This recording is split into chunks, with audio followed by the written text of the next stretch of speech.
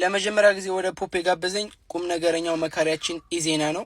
ከዛም እንደምታዩት እንደማንኛውም ሰው ወደ ፖፕ ገብቼ ስታስተምር ያገኘኋት ናፍሬት ነበረች። ናፍሬት ጋር ተመዘገብኩኝ። የተመዘገብኩበት ቀን ሆስቱኛ የተመዘገብኩበት ቀን ይሄን ይመስላል። ፖፕ ላይ የሚወሩ ወሬዎች ለአይምሮዬ ከባድ ነበሩ። በቀን ይህን ያህል ብር እያገኘሁ ነው ምናምን የሚሉ ሰዎች ሲበዙ ለማመን ተቸግሬ ነበር ከምላችሁ በላይ። እኔ መሞከር አለብኝ ይህን ነገር ቼክ ማድረግ አለብኝ ብዬ 1500 ብር አውጥቼ ሌቭሌን ያሳደግኩኝ። ሌቭሌን ያሳድጌ የተረፈኝ 70,000 ፖይንት ነበር፣ $7 ማለት ነው። ዊዝድሮ ማድረግ አልቻልኩም። ይህንን ተፍ ብዬ ከዛም አድርጌ $10 ሞልቼ ወደ ባይናንስ አወጣሁት። ወደ ባይናንስ አወጣው ወጣ። ወደ ባይናንስ ገባ። ወደ ኢትዮጵያ ንግድ ባንክ አስገባሁትና ደነገጥኩኝ ከምላችሁ በላይ። ይሄ ነገር እውነት መሆኑ ዶላሩ የኔ መሆኑን ካመንኩ በኋላ ኤጀንሲ አድርጊኝ ያልኳት ናፍሬትን ኤጀንሲ ያደረገችኝ። እንደምታዩት ኤጀንሲ የሆንኩበት ቀን ይሄን ይመስል ነበር። እዚህ ጋር ሪሙቭ አደረገች። ከዛ በኋላ ኤጀንሲነት ተቀበልኩኝ። ኤጀንሲነት ግን እንዳሰብኩት ቀላል አልነበረም። ያደረኩት መጀመሪያ የሰፈር ጓደኞችን ሂጄ ነበር ኢንቫይት ላደርጋቸው የሞከርኩት። እዚህ ጋር የምታዩት አብዛኞቹ ልጆች የሰፈር ጓደኞች ነበሩና ሂጄ ኢንቫይት ላደርጋችሁ ስል ሙድ ነበር የሚይዙብኝ። ፖፖ እያሉ ምናምን መሳለቂያ ነው የሆንኩት ባጭሩ። የሰፈር ልጆችን አንድ 10-20 የሚሆኑ ልጆች ለማስገባት ሞክሬ ነበረ። አልሆን ሲለኝ እስኪ ፖፕ ላይ ላይቭ ላይ ገብቼ ልሞክረው ብዬ ወደ ላይቭ ለመምጣት ሞከርኩኝ። ይሄን መስል ነበረ ላይቭ ላይ ለመጀመሪያ ጊዜ ስገባ። ላይቭ ላይም ባረኩት ተሳትፎ እንደምታዩት 33 ሆስቶችን ለመያዝ ያዝኩኝ። ያው ከሰፈር ጓደኞች ጀምሮ ላይቭ ላይ የያዝኳቸው ልጆች ሆኖ 33 አካባቢ ሆስት ሆኖ፣ በሚገርም ሁኔታ ግን 33 ሰው አለ እንጂ አንድም ኤጀንሲ አልነበረኝም። እንደምታዩት ዲ ላይ ነበርኩኝ። ገና ትራንዛክሽኑ የራሴ ትራንዛክሽን ብቻ ነበር እንጂ ምንም አይነት ትራንዛክሽን የተንቀሳቀሰልኝ አልነበርም። ይሄ ለኔ በጣም ከባድ ነበር ከምላችሁ በላይ።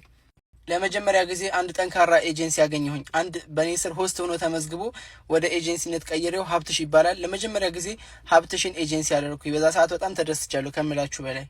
ይሁን እንጂ አሁንም ቢሆን ምንም የሚንቀሳቀስ ነገር የለም። የኤጀንሲ ሌቭል በጣም ከባድ ነበር፣ አቀበት ነበረ ከምላችሁ በላይ።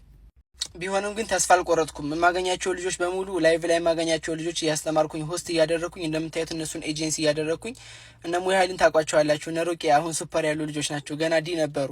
እነዛ ልጆች ይዘዋል። ኖርማሊ ግን ያው የኤጀንሲ ሌቭል አልተገፋም ነበረ። ግን በእነዚህ ልጆች አማካኝነት የኤጀንሲ ሌቭል ከዲ ወደ ሲ መግባት ችሎ ነበረ። የፖፕ ኤጀንሲ ሌቭል በጣም ከባድ ነበር ከምላችሁ በላይ። ነገር ግን ኤጀንሲዎቻችን በዛ አይነት መልኩ ሞቲቬት ያደርጉን ነበር። ነገ ከነገ ወዲያ አብሽር እዚህ ትደርሳለህ፣ የኤጀንሲ ሌቭልህ 1.5 ሚሊዮን ታገኛለህ፣ አብሽር ይሉን ነበር። እኔም ደግሞ ጠይቃት ነበር፣ እባክሽ የኤጀንሲ ሌቭልሽን የኤጀንሲ ኮሚሽን አሳየኝ እያልኩኝ። እንደምታዩት ትልክልኝ ነበረ። እኔም እንደምታዩት 1.5 ሚሊዮን ሰላም በይልኝ ይላት ነበረ።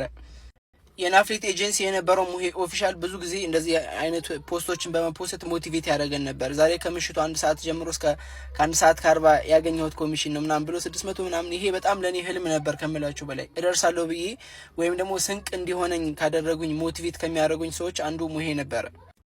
እነሱ ብቻ ሳይሆኑ አሊ ኦፊሻል አይዞህ ጠንክሬ ላይ ነበር። ይሄ አሊ ኦፊሻል የሚስቱ አካውንት ነው። ኖርማሊ እንደዚህ አይነት ኮሚሽኖች አሉ፣ ወደፊት አብሽር ጠንክሬ ላይ ነበር። አልሐምዱሊላህ ብቻ በዛም ብለን ዲን ጨረስን። ወደ ሲ ገባሁኝ።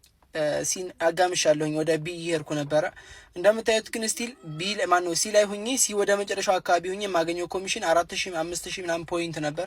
ይሄ ወደ ኢትዮጵያ ብር ቢቀየር ምናልባት 10 ብር 20 ብር ሊሆን የሚችለው ትንሽ የሆነ ኮሚሽን የመምጣት ነገር አሳይቶኝ ነበረ። ግን በህይወቴ ላይ መሳሳት የሌለብኝ ተሳሳትኩኝ። ፖፕ ላይ በጣም ከቆየሁባቸው ነገራቶች፣ ከምቆጭባቸው ነገራቶች ትልቁን ሚስቴክ እዚህ ጋር ሰራሁኝ። ፖፕን አቆንኩት ነው የምላችሁ። ፖፕን ትቼ ወደ ዲቫ ወደሚባል ላይቭ ስትሪም አፕ ሄድኩኝ።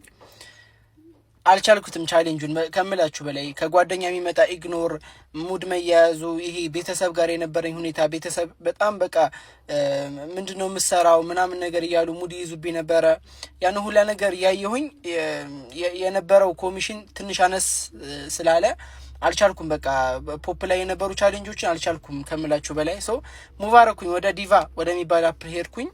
እኔ ሸረፈዲን ሄደ ሲባል ሲሰሙ የነበሩኝ ትናንሽ ቲሞች 10 ምናምን ኤጀንሲዎች ተከትለው ይመጡ። ተከትለውኝ እዚህ ጋር ኤጀንሲ ያረኳቸው፣ የራሴን ቲም እዚህ ጋር ኤጀንሲ ያረኳቸው።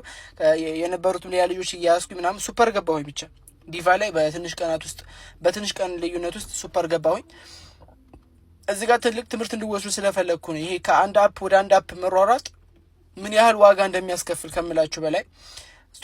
ትልቅ ዋጋ ከፈልኩኝ። የኤጀንሲ ሌቭሌ ወደ ቢ አካባቢ የተጠጋው የፖፕ ኤጀንሲ ሌቭሌ ወርዶ ዲን መልሶ ነካ። 2 ሚሊዮን መልሶ ነካ።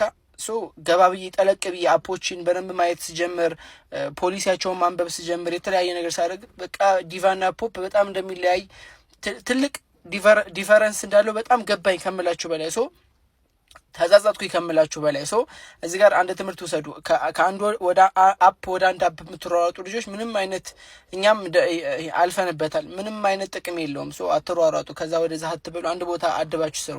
ወደ ታሪክ ልመለስ።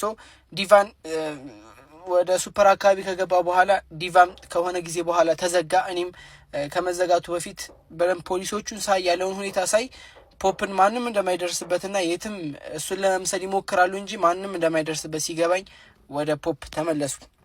ወደ ፖፕ ተመልሼ ሀብዬ እንደገና ኤጀንሲ ሌቭሌን መቀጠል ጀመርኩ። ከዲ እንደገና እንደ አዲስ ተነሳሁኝ። እኔን ተከትሎኝ የሄዱት ቲሞቼን በእኔ ስር የነበሩትን 10 ምናምን ኤጀንሲዎች ተደዋውዬ እንደገና ይሄ ነገር አይጠቅመንም ወደ ፖፕ እንመለስ ብዬ እንደገና እንደ አዲስ ሁላችን ባንድ ላይ ተመለስን። ይሄ ቪዲዮ በጣም መረዝሟል። ይሄ አሁን የሰራሁት ቪዲዮ በጣም እየደከምኩበት ነው። ይጠቅመኛል እውነት። ይሄ ከዚህ ነገር ብዙ እንማርበታለን። ቀጥልበት። አሁን እስከምደርስበት የደረስኩበት ደረጃ ሱፐር ገብቻ አሁን ያለሁበት ላይፍ ድረስ በዚህ ሁኔታ የሚሄድበት ይሆናል። ይሄ ቪዲዮ ከጠቀማችሁ ፓርትቱን ልቀቅልን ብላችሁ ኮሜንት ላይ ጻፉልኝ።